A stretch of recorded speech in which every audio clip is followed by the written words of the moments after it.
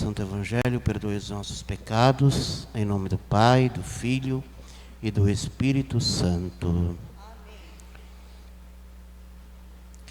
Ave Maria, cheia de graça, o Senhor é convosco. Bendita sois vós entre as mulheres. Bendito é o fruto do vosso ventre, Jesus.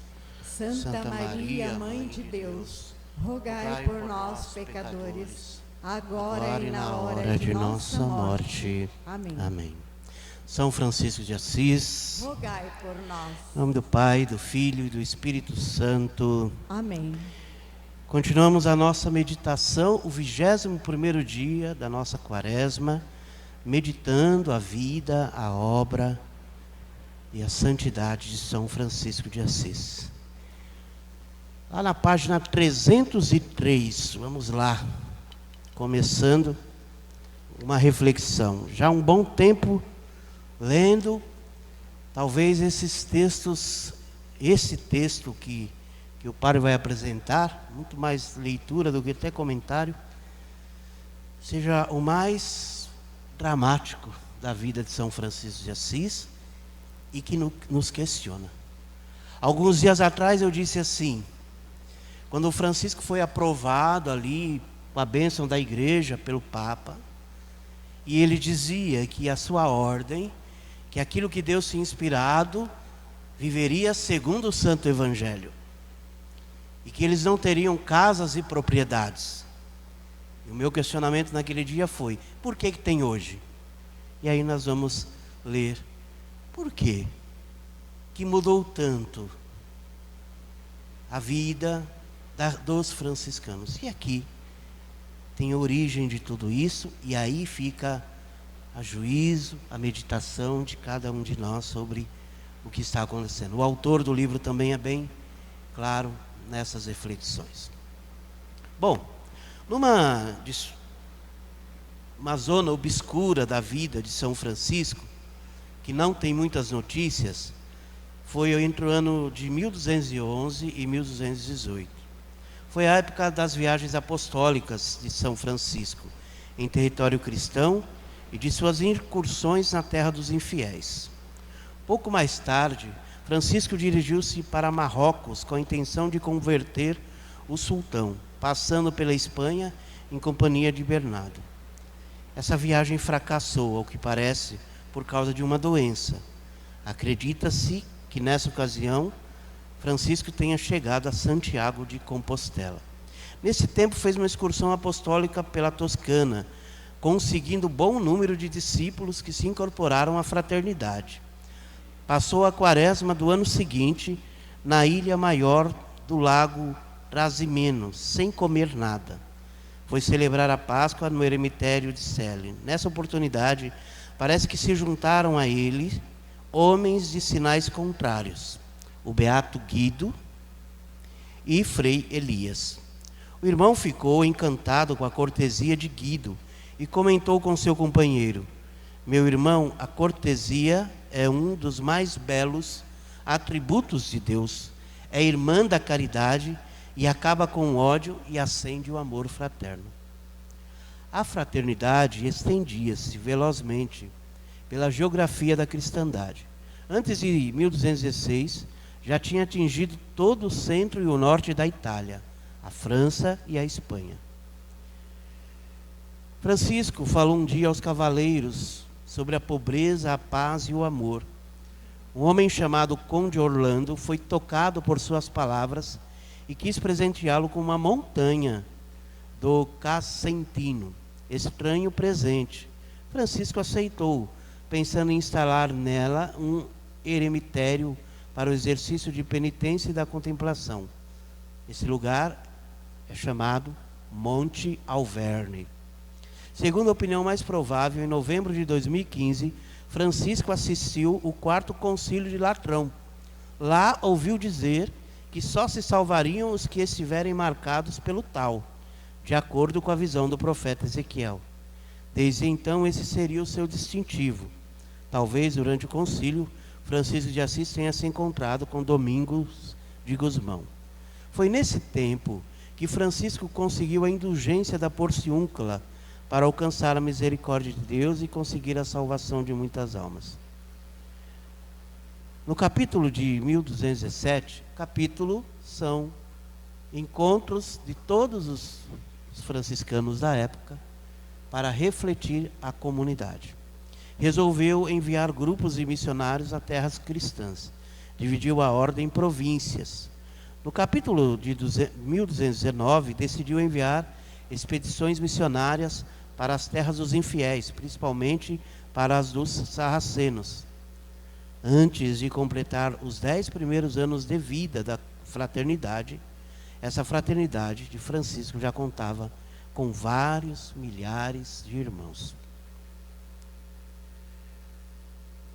Então, Francisco, com o seu grande testemunho, atraiu muita gente, não só agora de Assis, mas de vários lugares do mundo.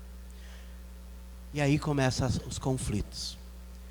Os irmãos enxergavam o mundo e a vida pelos olhos de Francisco, em tudo o que se referia a prioridades, objetivos de vida, critérios orientadores e mentalidade geral. Os que viviam na Lombardia ou na Toscana respiravam o perfume da porciúncula. A fraternidade teve um crescimento explosivo. Os acontecimentos atropelaram-se em marcha acelerada e precipitada. No começo eram poucos e heróicos. Quase todos eles vinham da cidade de Assis, ou pelo menos da comarca de Umbra. Eram amigos ou pelo menos conhecidos. Estavam unificados pelo mesmo idioma, a mesma e principalmente o mesmo molde, a alma de Francisco de Assis. Bem poucos anos depois havia alemães, húngaros, ingleses, espanhóis, burgueses ricos ao lado de humildes artesãos, clérigos renomados junto a seculares humildes, doutores formados nas universidades junto de camponeses ignorantes. E não havia uma escola de formação que unificasse em grau nenhum toda essa terrível heterogeneidade. As normas da vida primitiva não serviam para solucionar essa complexidade. Que fazer? Como impedir que fosse atraiçoado ou debilitado o ideal primitivo, o ideal de Francisco, e ao mesmo tempo dar um pouco de ordem a essa imensa massa de irmãos à deriva? Os primeiros irmãos de Rivo Torto e da Porciúncula, forjados na fornalha de Francisco, estavam agora espalhados no meio do povo imenso dos irmãos. Os homens penitentes da cidade de Assis, que Francisco tinha recebido, preparado e formado, não tinham nenhuma influência especial na opinião pública. Dos milhares de irmãos atuais, a maioria não tinha recebido a formação direta de Francisco, muitos nem o conheciam de vista. Os condutores da fraternidade viam, em sua maioria, do clero distinto e influente. Foram eles que travavam uma batalha com Francisco. Em geral, tinham muito boa vontade, reta intenção e vocação verdadeira. Todos amavam e admiravam Francisco, o seu fundador. Achavam que Francisco tinha sido enviado por Deus para suscitar um grande movimento de reforma na igreja.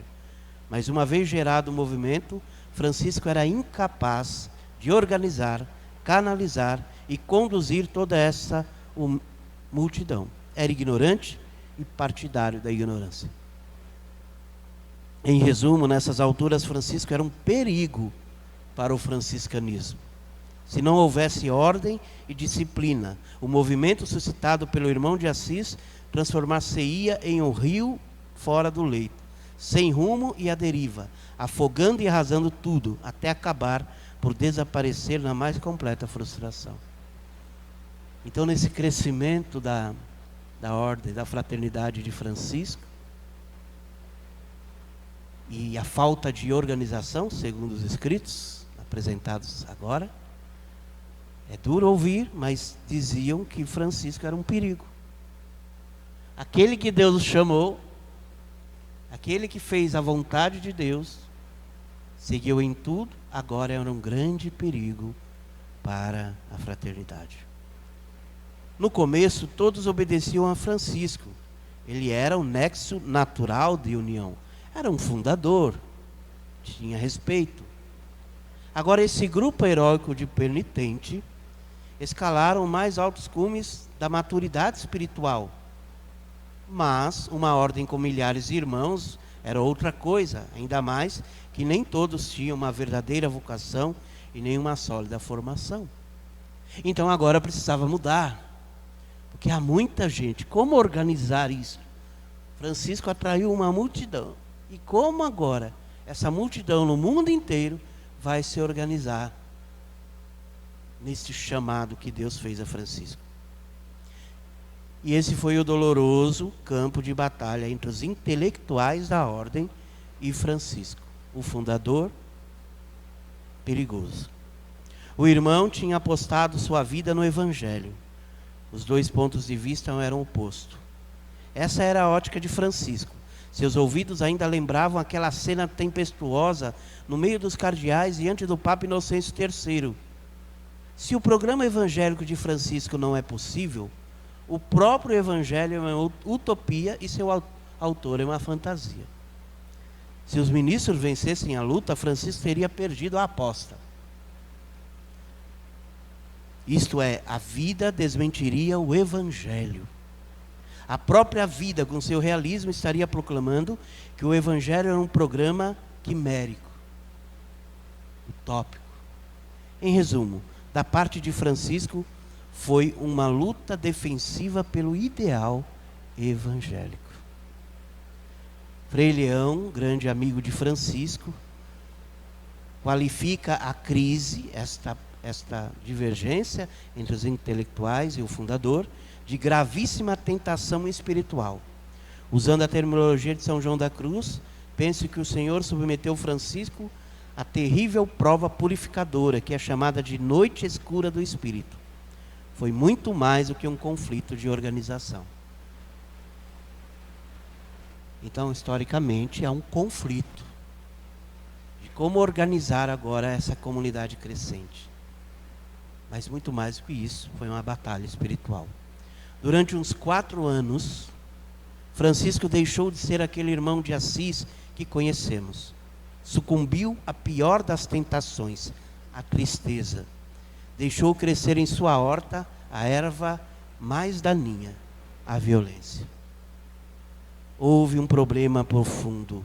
Onde está a vontade de Deus? Houve um problema profundo. Onde está Deus? Houve um problema final. Deus é ou não é? O Senhor me revelou expressamente que eu devia viver o Evangelho na pobreza e na humildade. Para Francisco isso era transparente como um céu azul. Nesse céu nunca passou a nuvem da dúvida. Era uma revelação pessoal. Mas agora o representante do Papa e os sábios acham que nós temos de nos organizar em ordem, disciplina e eficácia. A quem obedecer? Pergunta Francisco. O programa franciscano de humildade era magnífico. O irmão de Assis achava que estava obedecendo a Deus, se defendesse sua própria inspiração. A igreja não fala em nome de Deus? Não é depositária da vontade de Deus? Entre ela e Francisco não estava claro que o enganado só podia ser Francisco? Então veja, Francisco sabe que deve obedecer à igreja. Mas então o que foi a inspiração que deu na vida dele? Não foi Deus que falou com ele? Francisco começa a achar que tudo isso que ele viveu era coisa da cabeça dele. Porque senão ele teria uma soberba de dizer: eu conheço mais do que a igreja. E isto deu um grande conflito na vida de Francisco. Foi uma agonia. Francisco não era organizador, nem dialético, nem lutador. Tinha sido tão feliz com seu Deus e seus leprosos. Depois o Senhor o meteu no meio de uma multidão sem contas de irmãos. Agora sua vida era um redemoinho em cujo centro ele se debatia como um pobre náufrago. Batia a porta do céu e o céu não respondia. Francisco sempre conseguia falar com Deus. E agora nesse grande conflito, Deus não fala com ele. E ele fala: meu Deus, será que foi da minha cabeça tudo isso? Batia a porta do céu e o céu não respondia. Perdeu a calma, ficou mal-humorado, ameaçador, tenso. Começou a excomungar, estava triste. Não era o irmão de Assis, era outra personalidade transitória. Entretanto, misteriosamente, as almas que são submetidas a essa terrível catarse nunca sucumbem. Não conheço ninguém, nunca soube de ninguém que colocado nesse fogo tenha sido queimado. É uma prova extremamente purificadora e Deus, nosso Pai, só submete a Ele as almas que sabem que não vão ser esmagadas sob o peso de sua mão. Pelo contrário, saem da noite transformadora em astros incandescentes, totalmente despojadas e livres.